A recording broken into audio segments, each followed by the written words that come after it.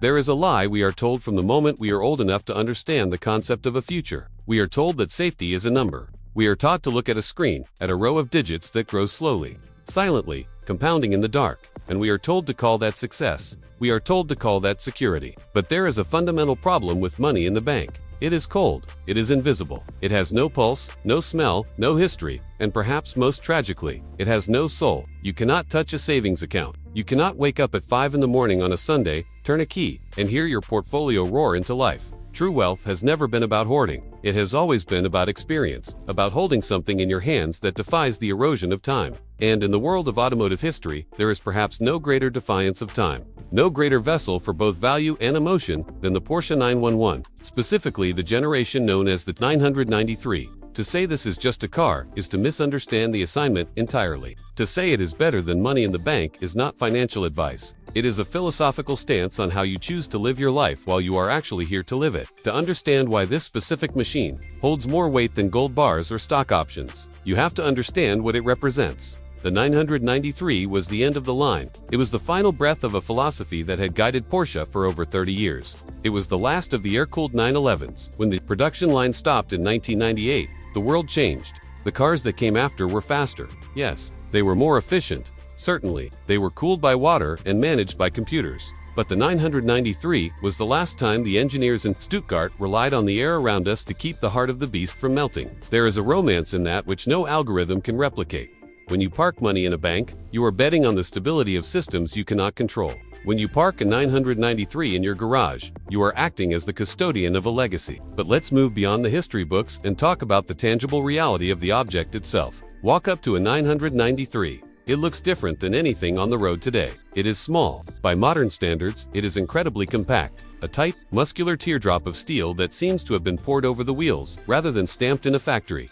The design, penned by Tony Hatter, managed to do the impossible. It took the classic upright headlights and the distinct silhouette of the early 911s and smoothed them out, widening the hips, creating a stance that is aggressive yet utterly elegant. It is organic. Modern cars are aggressive in an angry way. They have sharp angles and furious grills. The 993 is aggressive in the way a Predator is aggressive, quiet, muscular, and confident. It doesn't need to shout because it knows exactly what it is.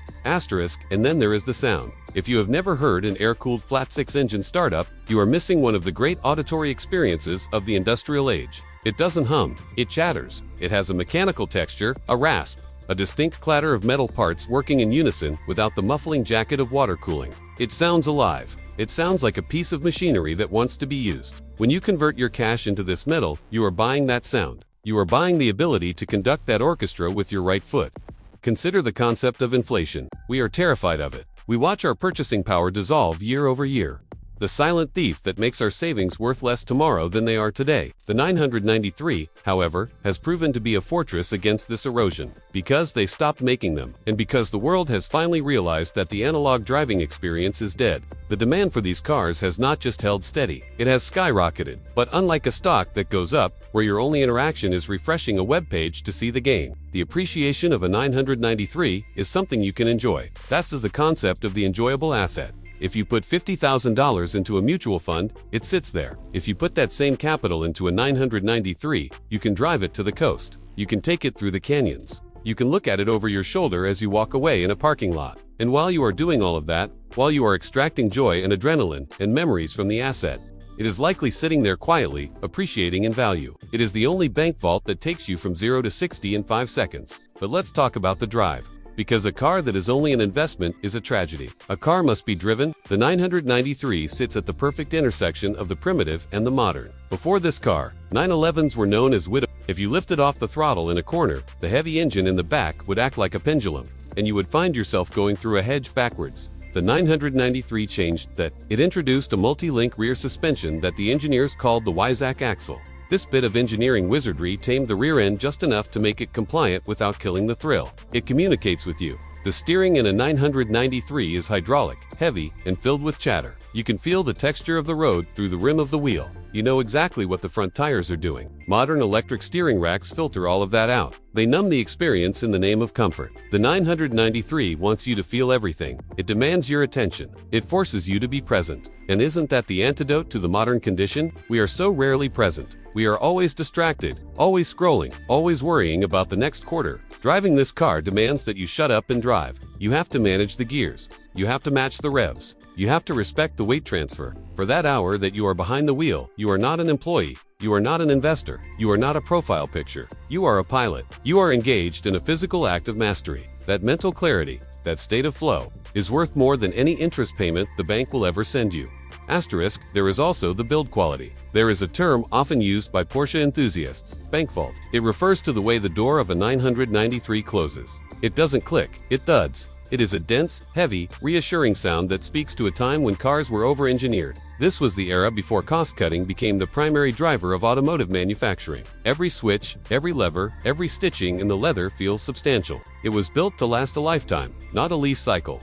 When you keep your money in the bank, you are essentially loaning it to someone else to build their dreams. When you buy a 993, you are building your own reality. You are signaling to yourself that you value craftsmanship. You value history. There is a community that comes with this key. You pull up to a gas station and people will talk to you. Not about how much it costs, but about what it is. They will tell you stories about their uncle's 911 or the poster they had on their wall. You become part of a lineage. It is easy to dismiss this as materialism. It is easy to say, it's just a thing. But we express ourselves through the things we choose to keep close to us. A bank statement expresses nothing but caution. A classic 911 expresses a love for life. It expresses an appreciation for mechanical excellence. It shows that you understand that the journey is actually the point.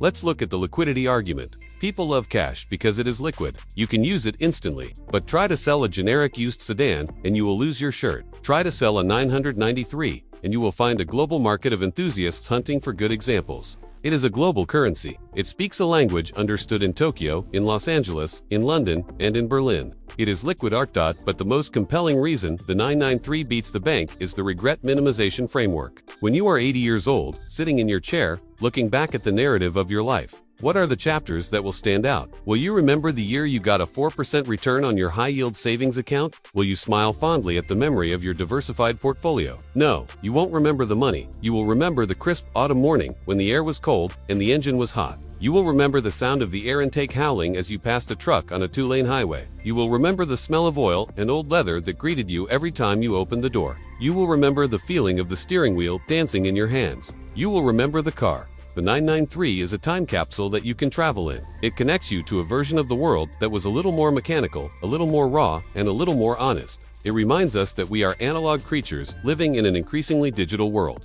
We need that friction. We need that feedback. We need to feel the machine working. So, when you weigh the options, when you look at the balance sheet of your life, you have to ask yourself what you are actually saving for. Are you saving for a future that might never come? Or are you investing in a present that makes you feel alive? The bank will keep your money safe. Yes, but it will also keep it stagnant. It will keep it in a coma. The Porsche 911, the 993, takes that value and sets it on fire in the best possible way. It turns potential energy into kinetic energy. It turns capital into adrenaline. It turns a number into a memory. And in the end, we are nothing but our memories. So why would you let your wealth sit in the dark when it could be out there, screaming towards the red line, bathed in sunlight, reminding you with every gear shift that you are here, you are awake, and you are truly living?